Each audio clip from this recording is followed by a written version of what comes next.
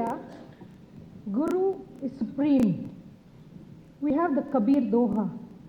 Guru Gobind do khade, kaake lago paए, बलिहारी गुरु आपने गोविंद दियो बताए. The most important virtue in Guru Shishya relationship is belief. If a mentor says that a frying pan is hot, the mentee should understand it and not touch it, else he will burn his fingers. Our first panel discussion for today is mentorship, what it means to medical practice.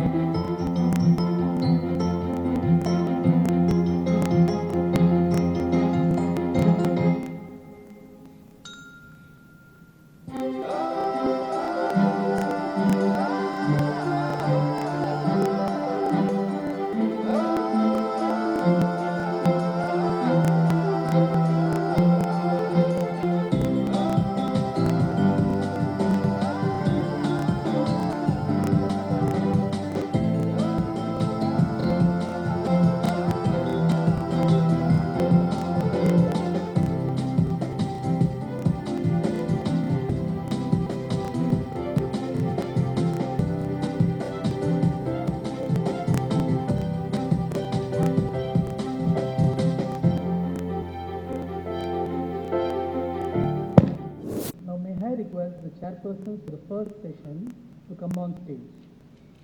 Professor Bagdi, alumnus of JIPMA, gold medalist in general surgery, and is presently senior consultant pediatric surgery, Apollo Children's Hospitals. He is also adjunct associate professor at Apollo Health and Education Research Foundation and visiting professor at SRFC Chennai, who loves kids and teaching too. Thank you. May I request Professor Babji, formerly Deputy Superintendent, Government General Hospital, Kakinada, and presently Professor and Head of Surgery, Rangarai Medical College. Please welcome, sir. May I request Dr. Ubal Das, a young, energetic and dashing interventional gastroenterologist at Apollo Hospitals, Chennai. This session will be moderated by Professor Vikram Kate, Professor and Head, Department of Surgery and Surgical Gastroenterology, JIPMA, Pondicherry. Now we would like to invite our panelists for this session. Professor V.I. Madan, retired Professor of Medical Gastroenterology, CMC Vellore, and an enthusiastic scientist. Please come on stage. May I request Professor Ananth Krishnan, formerly Professor of Surgery, JIPMA, Pondicherry, and presently Professor and Head, Department of Surgery, Mahatma Medical College, Pondicherry. Professor T.R. Gopalan, formerly Dean of Satya Sai Medical College, examiner for UG, PG and DNB exams all across the country. May I request Dr. Surya Narayanan, Joint Director, SIMS AJRI Vadapalani, a renowned joint replacement surgeon in India. Thank you. And Dr. Mahendran, a Chief Intensivist at SIMS Hospital Vadapalani, whose USP is bedside teaching. Now over to Professor Kate to conduct the session. Thank you. Thank you very much and good afternoon to you all. It's really a pleasure to be for this program, and I'd like to thank Dr. Pata Radhakrishna and his team for inviting me here. About 2 months back he called me, suddenly I was actually out, and he says that he is organizing a different type of conference and he's going to also inaugurate his GI programs, and he wanted me to participate in this program of mentorship. When he mentioned that, if it was maybe sometime back, I would have thought, like, why is telling me and what I will do in it. But I was fortunate enough to be associated with this program at JIPMER, and I am proud to say that JIPMER is one of the earliest hospitals in India to start a mentorship program for undergraduates. We have already started that around 6 months back, and from Jan onwards it is running. And I'll show some slides about that, how we have put it on the website. It's very fortunate that he also asked me that you select the panelists what you like to have, but I thought he is the best person, and he has really selected very, very eminent persons to share their experience on this, something very unusual and a very important topic of mentorship. Unfortunately, my mentor, Dr. Anand Krishnan, he is not here due to some commitments. He could not make it to this program. Then we have already been introduced, Dr. T.R. Gopalan. We have here Dr. Mathan, Dr. Mahendran, and Dr. Suryanarayan. Now, basically, when we say mentorship, now, this is what a saying I got from one of the publications, and I liked it very much. A lot of people have gone further than they thought they could, because someone else thought they could. And this is very fitting for me at least, because I never thought that I will reach this place, what I have reached, if it was not because of a mentor. He thought that I could do something, and I'm here today. So definitely I thought this is a very important, only 4 lines, but very, very something very important. Now this is the bulletin of Royal College of Surgeons of England. This is just 3 days back I got this copy, and you can see what they have devoted this to. This is basically the art of surgical training. Why going back? Now we have got so many advancements in surgical sciences, but still now they have gone back to the basics. This whole bulletin is devoted to the thing that are we forgetting the practice of surgical training and mentorship. So that's the cover page, and you can see that is the editorial. Those who can teach. So to start this program and to start discussion with the panelists and all the people in the audience, just to so you can say the opening ball I had to face, that what is mentorship? I know there will be lots of different views, but this is what is one of the publications I found, a dynamic reciprocal relationship. Such a nice, lovely video was shown. I have never seen such an introduction for a panel. In a work environment between an advanced career incumbent, what they have called it as mentor, and a beginner, what it was very nicely shown in the video, mentee, aimed at promoting the development of both. It is reciprocal. It is not that only the mentee benefits from the mentor. It is a reciprocal relationship, also defined as a process by which one person, usually a superior rank, but it can be mentors between the peers, that we'll see a little later on, outstanding achievement, guides the development of entry-level individual, seen as a protege or a mentee. So, I would like to ask eminent panelists, what do they think of a mentor and a mentee? What is a mentor and what is a mentee? This is basically, as I said, in this limited time, we'll try to sensitize some of our junior colleagues who might not be exposed to this program of mentorship. So, can anybody please respond that what do you actually think is a mentor or a mentee? Thank you, and it's a great opportunity for me to be here amongst senior members here. And at the outset, I congratulate the inauguration of the gastroenterology unit here. Now, coming to this particular question which has been asked, what is a mentor, what is a mentee? So it is very simple. If I give you certain examples of Aristotle and Plato, you just know who is the mentor, who is the mentee. Or if I'm going to give the example of Lord Krishna and Arjuna, there has been a mentor and a mentee. I like that in every field, in the guild of service or in any religion, you have any person who is called superior. Hopefully, in terms of knowledge, attitude, and skills. I mean, he would be called a mentor. So, not necessarily by his age, but by his experience of knowledge, by his experience in skills and, by his experience in his attitudes. So if all these three things, combined, and he is there as a supreme person with this knowledge to transmit to the person who is going to receive it or who needs that person will be called the mentee.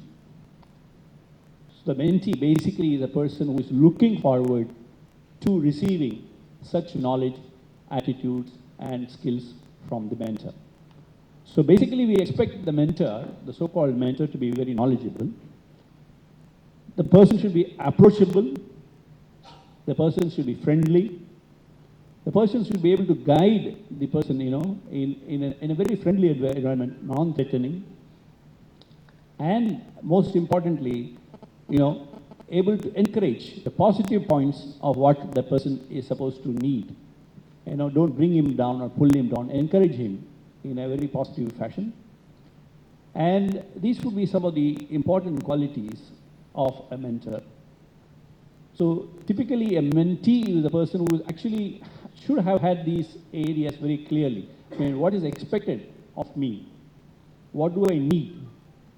Now, if I need, so who is going to be the mentor? So how do I choose the mentor? And all the other things come into place. So I would rather summarize and open it for the other members also to chip in with their ideas. I would say that this is how a mentor and a mentee are probably defined. Can I have open? Yes. I had opportunity to discuss with you in the morning. Can I add something to what Dr. Gopalan has said? If you go to the Oxford Dictionary and look at the definition of mentor, it says an experienced and trusted advisor. So three words define a mentor. First is experience. I'm very carefully avoiding the word superior.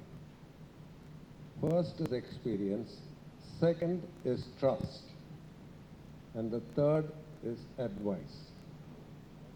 To me, mentoring is very different from teaching. I have trained almost a dozen PhDs and over 40 DM in gastroenterology, but I think I have only mentored 6 of them.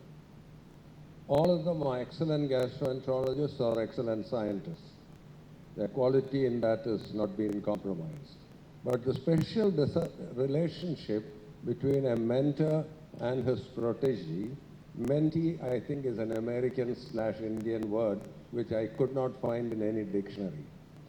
But they gave the word protege as the person who is monitored by a mentor.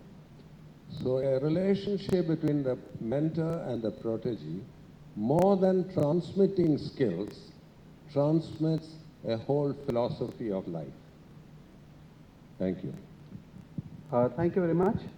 Now when we talk, as Professor Martin just now mentioned, that when we have a process of mentorship, it is not between one and many. Usually it's between two people. When we say two people, a dyad, a pair, that is what is called classically a mentoring. Now, I would like to invite comments from the panelists, like what are the types of this dyadic mentoring, what you can think of, like a pairing. Can you expand, Dr. Martin, on that, what you just mentioned? Whether we can have something called as a formal and informal type of mentoring, or you feel that only informal way they can form a pair? Well, after I was asked to take part in this panel, I looked up the literature a little bit. And the meaning of mentor, from what is strictly defined by the Oxford Dictionary, has expanded, particularly in terms of clinical sciences, where the senior professional is seen as molding his more junior colleagues to be excellent clinicians. But classical mentorship, if you go back to the origin of the word, comes from Greek mythology, where mentor was the name of the person who advised Telemachus in his very difficult life and allowed him to complete it to be successful. And this is where the word mentor and mentoring comes from. So what you call dyadic mentoring, which is a one-on-one mentoring, is what I call true mentoring. But now, mentoring has become one of the fashionable words, and in all clinical training situations, the senior professors and others are expected to mentor, and most of them don't know what they are doing. They pass their skills on, but they don't pass on their philosophy of life. Of course, sometimes it is good they don't pass on their philosophy of life. But it's important that institutions like JIPMA have now started formal training programs in mentoring, and maybe we should hear a little bit more about that before we carry on with our discussion. Thank you. Any other comments from any of you? Yeah. I think the classical example is, if you go back, the Guru-Shishya relationship is a true mentoring, sort of how it has come down the ages. Musicians probably chose the best musician, and then they in turn learn the instruments or the art, and it goes through the entire phase of a lifetime. But in the current scenario today, if you see, when you apply this to the medical sciences or the engineering sciences, it takes a different turn when you try to structure the whole thing. Is it going to be one-on-one? Is it going to be two-on-one? Is something what, and whether you're going to satisfy, and who satisfies the qualities required out of a mentor. I think that is where the current sort of structured programs come into phase, to have certain basic attributes being a prerequisite to be truly defined as a supervisor or a mentor, whatever it could be. Thank you. Yeah, actually, what Professor Mathan has mentioned just now, that is the ideal way some of us might feel. But only problem in that is that Dronacharya and Arjun, they were very close, and Arjun benefited quite a lot.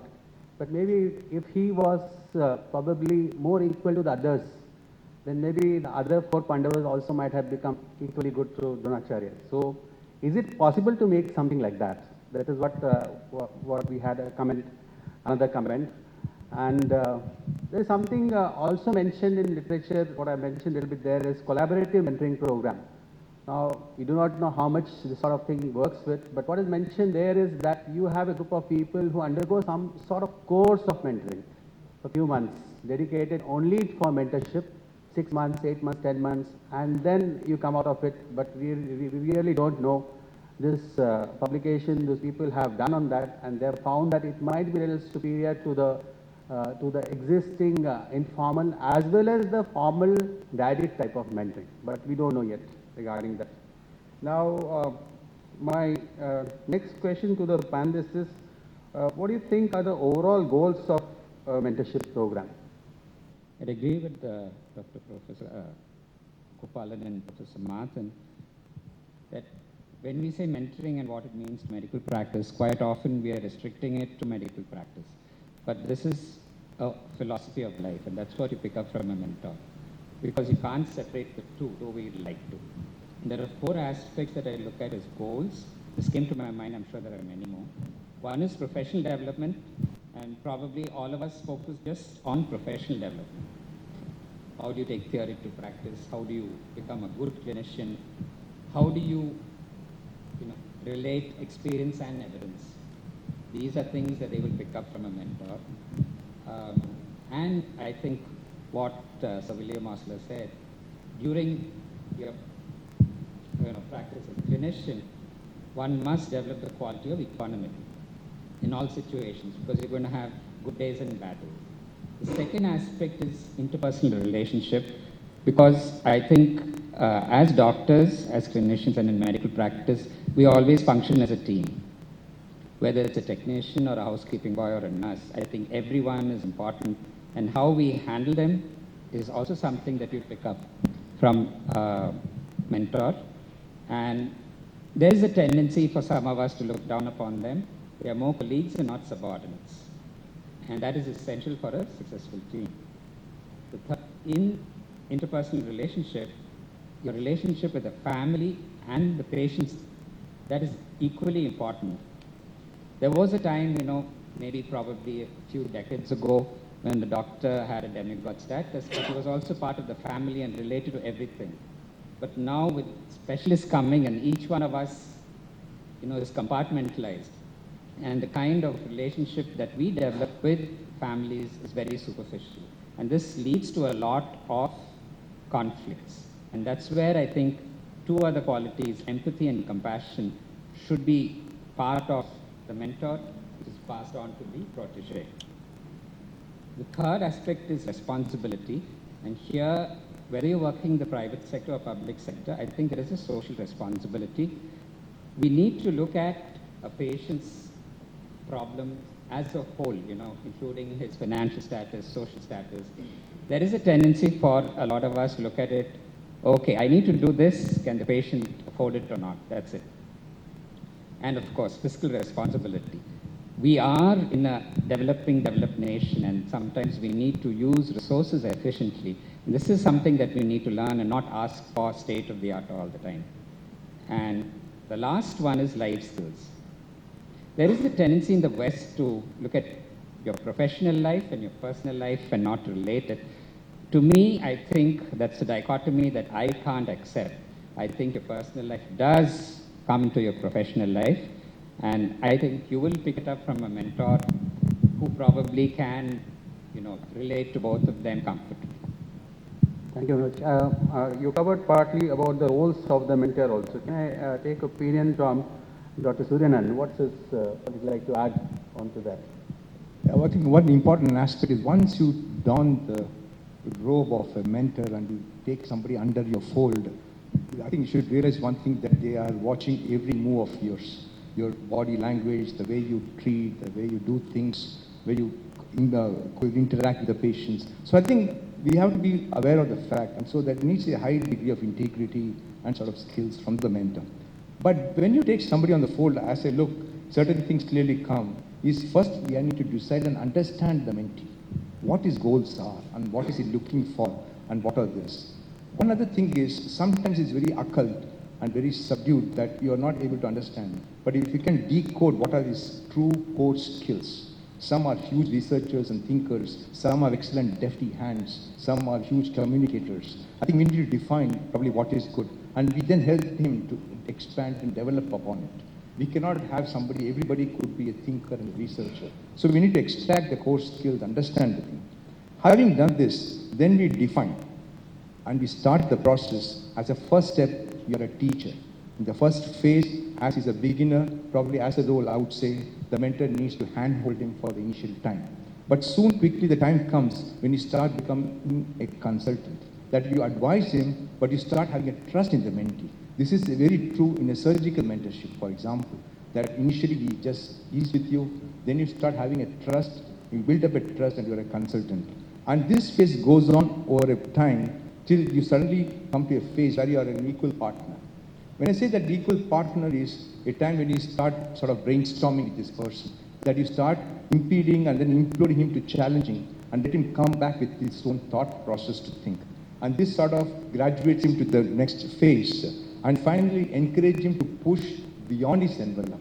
Sometimes they're laid back, and then you need to push them across. And basically this is in terms gradually over the time, 3 to 4 years, you develop from being a teacher to almost being an equal partner, or let him excel the mentor itself. I mean, you need to give the environment for this, for the person to develop with this. In certain situations we find as a mentor, I think we need to also expose him to the other possible expertise.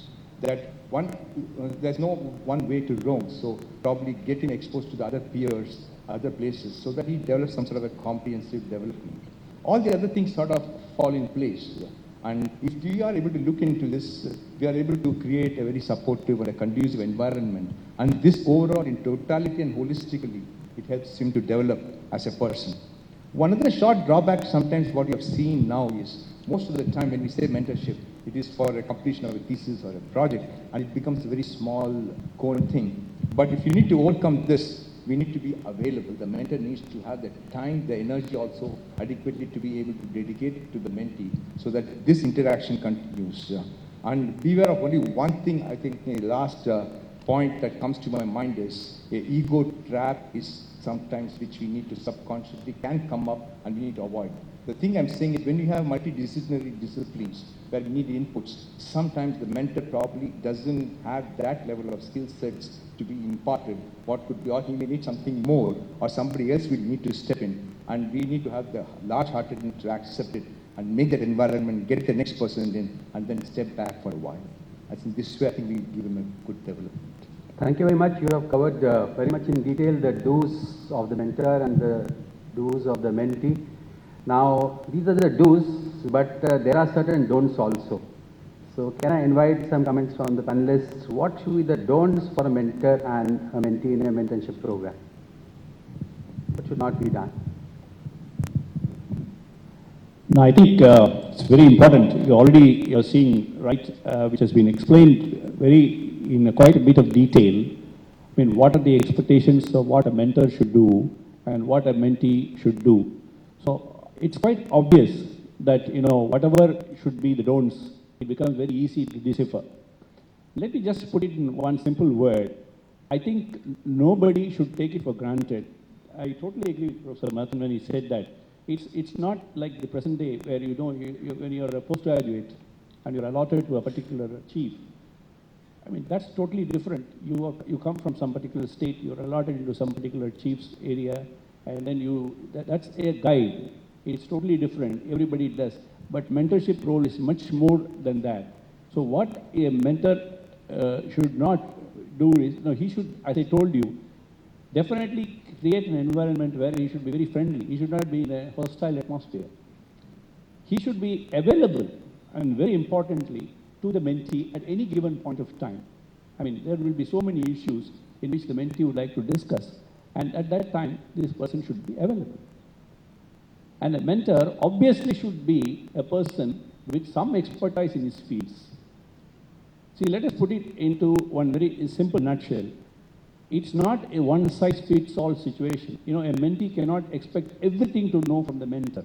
Sometimes you may need to have 2-3 mentors. How can a mentor give solutions for each and everything? So if somebody wants to learn certain, let us say, laparoscopic skills, he probably can go and approach a person, a laparoscopic surgeon, to sort of mentor and to teach him and train him, etc., into that skills. But suppose the same mentee wants to develop skills of publications, wants to develop skills of presentation, wants to develop extra skills. It's not necessary that every answer should be available with the mentor. So you can therefore choose some other person with you. So what I'm trying to say is, what is don't is of every person is, yes, you don't want a mentor who is not having time. You don't have a mentor who is not, going to suggest that you please go and approach this person for, if you want more aspects, please go and approach this person. He should be a credible person. You want a less than credible person, it's not acceptable. And very importantly, he should not at any point of time not criticize his mentee. He can be giving, his opinion, but not in a very critical form, which can demoralize the mentee. So these are some of the very important don'ts, and such persons who are there, I think this will be very difficult for any person to have a mentor. Similarly, for a mentee, I think a person should definitely have certain goals. What is it I want to learn from this particular person? That should be very clear. If that person is not having that, obviously he is a very abstract person. He does not know what he wants. And then he must choose the right person. And sometimes, don't expect a mentor to call you on the phone and say, please come. He may not call you at all. You may have to go and approach him several times, make several calls, emails, etc. And then, you go and get into a relationship. If you're not willing to spend that time and do it, then you're not, a right person at being a correct mentee. You must value the time of the mentor. Please remember this, very important. He's doing this, out of a great service. And therefore, it's very, very important that you value his time. I think the value of time is, I would think is one of the very important aspects a mentee should have, and definitely should keep it in mind. I think these are some of the things which come to mind. Thank you very much. Little running short of time, so to make it more brief. For a program to work, we have to have an evaluation also. A tool has to be there so that we know it is working or not. So can I have an opinion, like how do you evaluate a mentorship program? There are two aspects to it. One is that if it's a formal mentorship program, which is institutionalized, right at the beginning you should set up criteria of evaluation. I personally feel that the formal mentorship programs are really an advanced form of teaching, not really mentoring. How do you value the success of mentorship? I think it's very important to remember that you may have 40 or 50 postgraduate students who work with you. You will see the spark which excites you in a small number of them. And they are the ones you need to mentor. And the goal of your mentoring is that the person you are mentoring becomes greater than you. If that is successful, then your mentorship is successful. In formal mentoring, which is institutionalized, you can't expect that all 40 of your students will become greater than you. But in true dyadic mentoring, which is 1:1, you take on a person to mentor him because you want him to excel you in the course of time. Thank you. Thank you very much. Now, I think it's a very valid point made here, because people who wrongly misinterpret mentoring, they really do not want to transmit all their skills to the juniors and want the juniors to become, better and more skillful and, harming or threatening their own practice. Truly, this is not far away from the real definition of mentorship and the thing which we are talking about. I think you very rightly said, sir, the point is well taken. This is the research mentorship program for undergrads we have started in JIPMER, and we have laid down some guidelines for that. It's on the website, and how we put the profiles of the mentors who are available. The students will go to the website, then choose the mentors, they can view the profile and then go. Few guidelines what you have put is that a student can only take one mentor at a time. He cannot actually be associated with a lot of faculty, and the faculty can take 3. And the program runs for about 1 year, and it can extend to about more than 1 year, that is maximum 2 years. Now, regarding the duration, optimum duration, and are there any benefits to the mentor? Can I have some? In a lighter vein, I answer it with a question: what is the optimum duration of being a parent? Because I think Professor Manthan would probably tell us about the 6 people whom he considers his proteges. I'm sure they continue to be in touch with him and seek his advice. And Dr. Suryanarayan took us through the phases very nicely, where initially you're hand-holding, then they become independent, and then you're probably used as a sounding board or a shoulder to cry on. So that would be the optimum duration. I really don't know. This would be my take on it. And it is always a two-way process. Once again, I think Dr. Suryanarayan touched on it. You can learn a lot from another individual, another human being, with regard to professional development, life skills, interpersonal relationship. Thank you very much. And this is what actually we have put at JIPMER, that certificate of appreciation will be given to the mentors. We have even put a best mentorship award. The program has recently started only, so we'll have to fine-tune it later.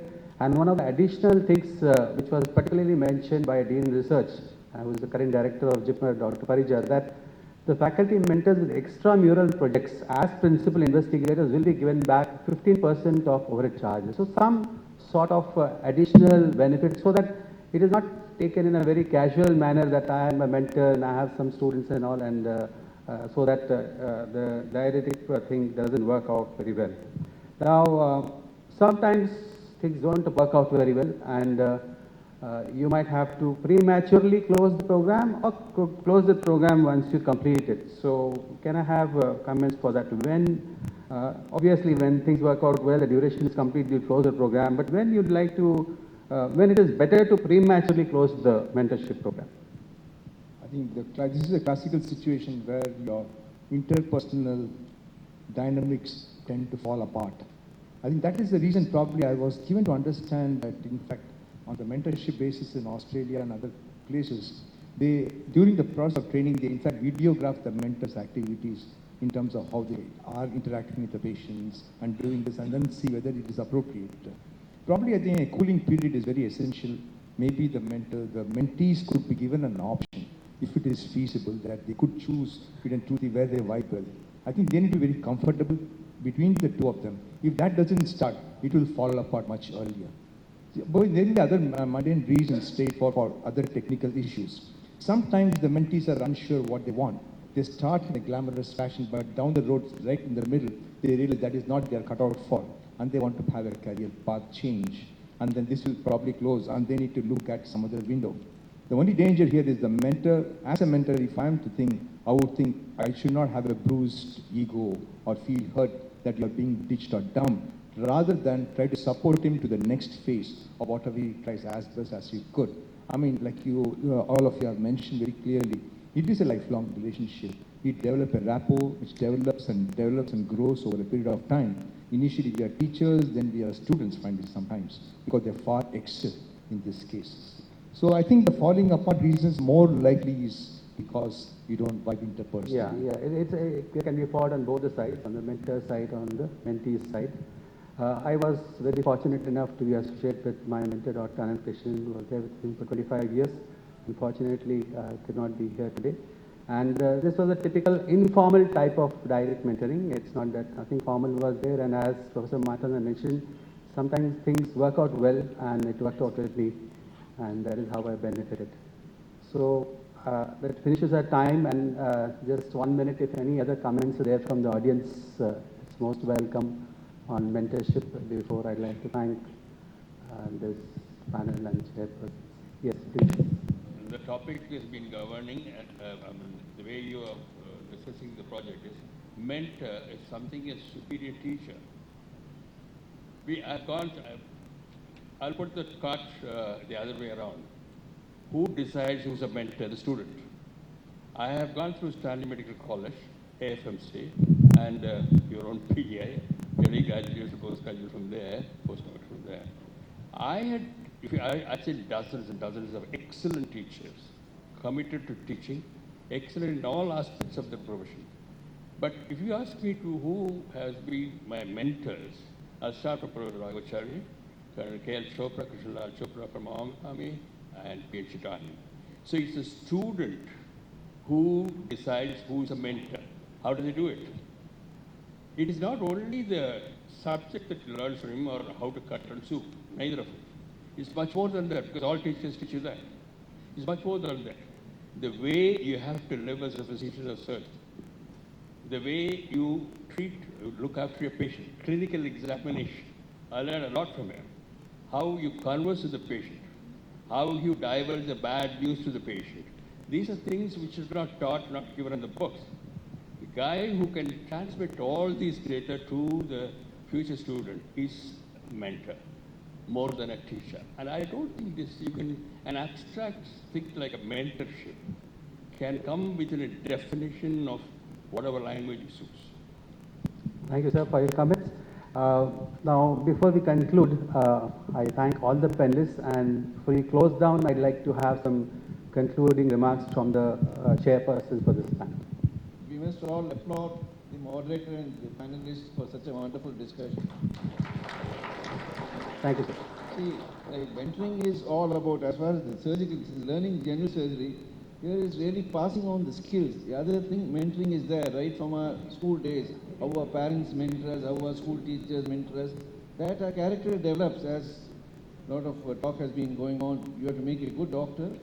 The skills, as a surgeon, I feel the skills of mentoring, that is what the guru passes on to the shishya, and not everybody makes it to the same grade.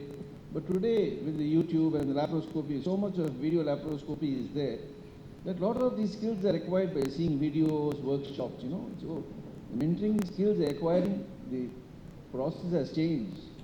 But otherwise, it is still like that. In JIPMA, we used to do like that. See one, do one, teach one. And we put it in our chairman's language, Dr. Bhagdi, you're treating one patient, you teach 10 doctors, they will teach another 100 patients. So by teaching, you are treating a lot of patients indirectly also. So that's where mentoring leads you on to. By mentoring, proper mentoring, you are treating a lot of patients also. With these few words, thank you very much. Any other? Sir, good afternoon, everybody. One wonderful discussions have been held. The mentor, the word commonly which we hear at the time where we are attending to a farewell party in a retiring session. So the students come, he is my philosopher, he is my mentor. That is the word commonly we hear. And nicely defined as he is not only a teacher in the skills, but also in the philosophy. That's a very wonderful definition our panelists have said. And we always, in the college, I am the vice principal of Rangaraya Medical College, Andhra Pradesh. So 2 years back, I was addressing to our students. So I was just telling, I didn't know this mentorship and all, but I was talking to them, those who are not doing very well. So I wanted the students to choose few of the teachers so that we can tell them to teach you in a better way. So those candidates who fail, so I said 20, 30 people are there. We are lot of teachers are there who can guide you. But 2, 3 times, 2, 3 years successfully I have asked them and none of the students have come forward. This is one aspect none of you have discussed. But students are not after the teachers. That aspect also is there. That especially I have seen in the government medical college. I insisted on the students. I tell them, please do come. I will take special classes for you. It's nothing for those who are not doing well. Either my approach was not correct or not. In spite of my repeated requests, the students have not come forward. Students' attitude has become very professional and business-like.